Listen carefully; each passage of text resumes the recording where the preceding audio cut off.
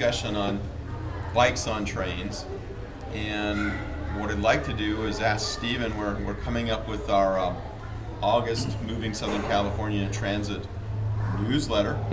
And if you can, in the next day or two, I mean, I know you're off to Australia for some big doings, getting married once again. He gets married about every 2 months.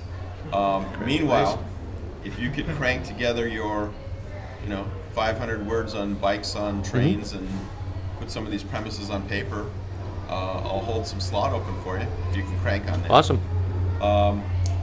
I would just make this real simple. I explained to Stephen the other day that you've got two things on a transit system, and see what Tom thinks about this.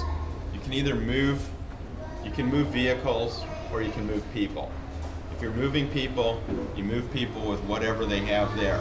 If you're observing what the market brings, if you've got 100 people riding bikes at 11 o'clock at night because they'll get off their restaurant jobs, then it seems to me that if you don't have 300 people sitting on the train, it seems to me you should pull out the seats on one or two train cars and accommodate the users in whatever system they're doing. Because is it cheaper to pull seats out of the bikes or to run a bunch of bus service? Well, Metro doesn't want to run the bus service, so you might as well accommodate the riders and move people, pull out the seats.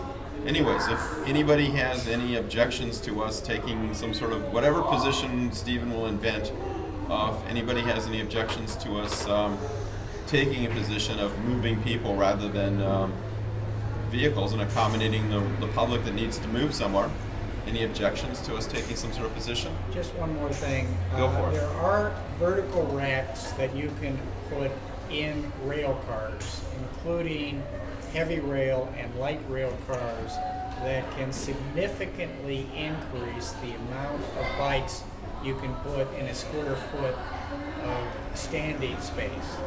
And investing in that is relatively inexpensive.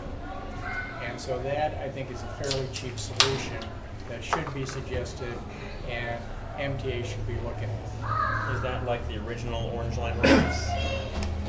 Or inside the bus?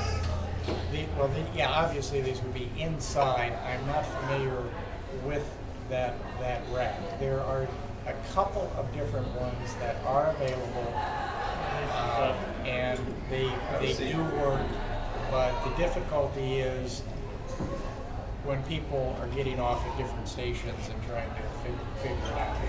But there are ways to approach it that is definitely going to be better than what we're doing now. Okay, so we've got a fairly comprehensive, I think we've heard from everybody. We have a fairly comprehensive group of ideas here. I don't think anybody has any objections to us supporting the fact that we're in the business to move people, and in some cases, if we have to move out seats to move people, then that's what we ought to do. Super! All right, so we're so on record if that's the case.